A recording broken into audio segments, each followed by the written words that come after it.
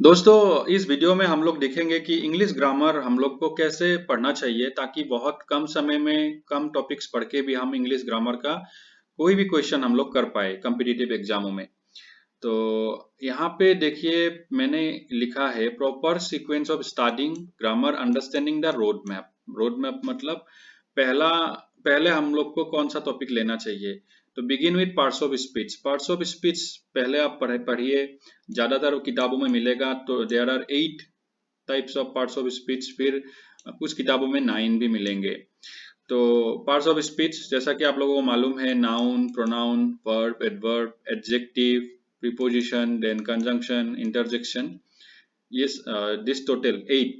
तो किसी किसी बुक में आपको एडजेक्टिव के अंदर डिटर्मिनर्स भी रहता है, तो डिटर्मिनर्स अलग तरह से लिखा रहेगा, तो टोटल 9 हो जाएगा डिटर्मिनर्स। तो डिटर्मिनर्स एडजेक्टिव ही है। तो यहाँ पे मैंने इसको रेट किया हुआ है वर्ब, मतलब नेक्स्ट टॉपिक इमीडिएटली आप लोगों ने अगर पार्ट्स ऑफ स्पीच क्लियर कर लिया, इसका सबका डेफिनेशन जान लिया, एग्जाम्पल जान लिया, कौन सा वर्ड्स नाउन है, कौन सा वर्ड्स प्रोनाउन है इंग्लिश में, तो उसके बाद जाना पड़ेगा वर्ब में। वर्ब यानी कि action words. Action words at least आप लोग 50 डे टू डे वर्ड्स ले लीजिए, मतलब जो हम लोग डे टू डे यूज करते हैं ऐसा एक्शन वर्ड्स आप ले लीजिए, कॉमन वर्ब्स जो हर दिन हम लोग यूज करते हैं। Then learn the auxiliary verbs. Auxiliary verbs पढ़ना होगा आप लोगों को, is, am, are, was, were, can, could.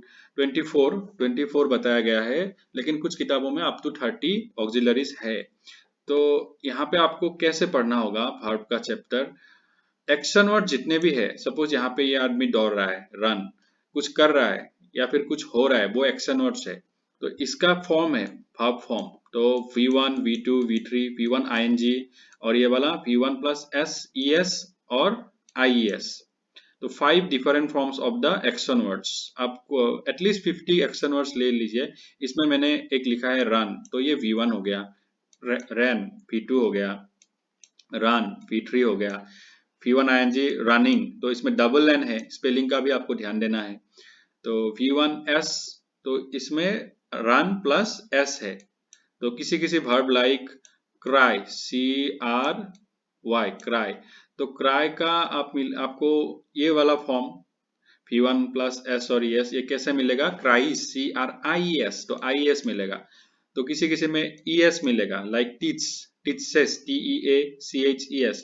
तो वर्ब फॉर्म्स आपने पढ़ लिया, एक्शन वर्ड्स का ऑक्सिलरीज आपने पढ़ लिया। तो ऐसे आपको पढ़ना है वर्ब्स। आपका वर्ब क्लियर हो गया तो आपको जाना होगा टेंस में। टेंस का एवरी टेंस का आप नाम जानो, उसका स्ट्रक्चर भी जानो। स्ट्रक्चर में आपको क्या मिलेगा, वो वर्ब भी मिलेगा, ऑक्सिलरीज और एक्शन वर्ड्स का कॉम्बिनेशन मिलेगा, कॉम्बो मिलेगा आपको स्ट्रक्चर में टेंस का। तो टेंस कैसे पढ़ोगे आप, मेनली 12 काइंड्स ऑफ टेंसेस आपको मिलेंगे। Present tense, past tense, future tense, these are the major tenses. उसके बाद ये सारों इसका सब ग्रुप्स है। तो simple present, simple past, simple future, ऐसे प्रेजेंट कंटिन्यूअस, फिर प्रेजेंट परफेक्ट, ऐसे भी है। तो टोटल 12 है। फिर आपको 12 मिलेगा, ये मतलब इन तीनों को अगर आप इन सारों ग्रुपों से कंपेयर करके देखें तो 12 मिलेगा। 3 into 4 12। और अनदर 4 टेंसेस आर देयर। सो सब किताबों में अलग अलग करके मिलेगा, उसको कंडीशनल टेंस भी बोलते हैं। तो उस हिसाब से आप उसको देख सकते हो, कंडीशनल टेंसेस। तो मेनली 12 प्लस 4 टोटल 16। फिर नाम और स्ट्रक्चर आपने जान लिया, उसके बाद आप जाओगे वॉइस में, वॉइस सेंस। वॉइस सेंस पढ़ोगे आप एक्टिव, पैसिव। उसके बाद यहाँ पे आप देखने वाली बात है कि ओनली 8 काइंड्स ऑफ टेंसेस का ही हम लोग वॉइस सेंस कर सकते हैं, बाकी सार का नहीं कर सकते आउट ऑफ दोस 12। तो ये हमारे हमारे लिए इजी हो गया। तो ये भी आप देख लेना स्ट्रक्चर। तो वॉइस का एक मैंने यहाँ पे सेंटेंस लिया है, सी सिंग्स ए सॉन्ग। तो ये सिंग्स क्यों इस सॉन्ग हो गया, सी कैसे बाय हर हो गया, ए सॉन्ग कैसे इधर आ गया, तो ये सारा आपको वॉइस में रूल्स आपको जानने हैं।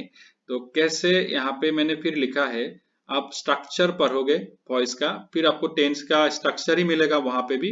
टेंस का स्ट्रक्चर मतलब आपको वर्ब मिलेगा, auxiliary auxiliary plus action words.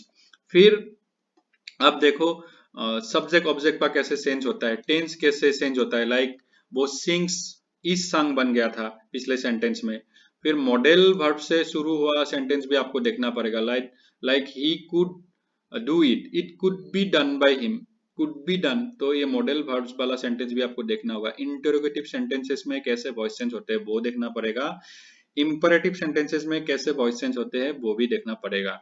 फिर हम लोग को मिलता है काजी पेसिव, कुछ ऐसा सेंटेंसेस होते हैं लाइक हनी टेस्ट स्वीट, तो वो सब काजी पेसिव में आ जाएगा। आप उसको कैटेगराइज करो, ऐसे लर्न करो। ये क्लियर हो गया तो नेक्स्ट नरेशन। नरेशन में आप लोग पूरा रूल्स पढ़ोगे।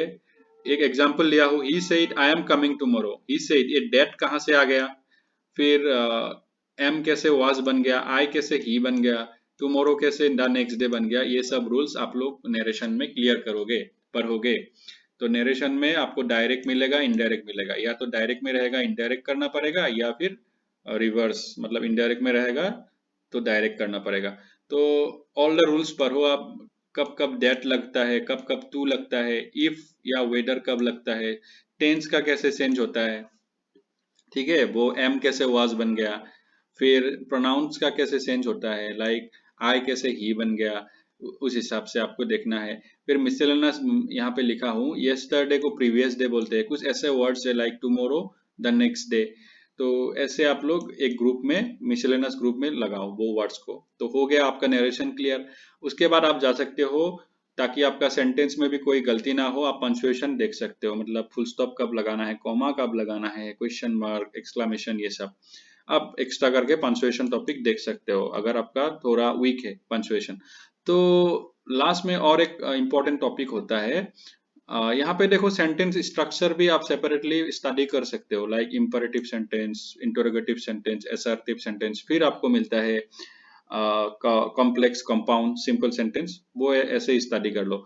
This topic is important, subject verb agreement, like he के साथ इज होगा कि एम होगा, वाज होगा कि वेयर होगा, यू के साथ वाज होगा कि वेयर होगा, उस हिसाब से जितना भी सब्जेक्ट्स होते हैं हम लोग का। तो यहाँ पे मैंने सिर्फ प्रोनाउंस लिखे हैं, नाउन्स भी सब्जेक्ट होते हैं, और सिंगुलर होंगे, प्लूरल होंगे, like he is singular, they is plural. तो सब्जेक्ट्स वर्ब के साथ एग्री करता है कि नहीं वो देखना पड़ेगा, ये इंपॉर्टेंट टॉपिक है। अगर ये क्लियर कर लिया आपने, तो मतलब ये सीक्वेंस में आपने पढ़ लिया एक एक करके टॉपिक, तो डेफिनेटली आप कोई भी आपका क्वेश्चन हो आप जरूर कर पाओगे। उसके लिए आपको मेमोरी नहीं करना पड़ेगा, रूल्स अगर आप जानते हो तो डेफिनेटली कर पाओगे। तो वीडियो वॉच करने के लिए धन्यवाद, और काइंडली आप लोग सब्सक्राइब करना और कमेंट करना, लाइक करना। Thank you.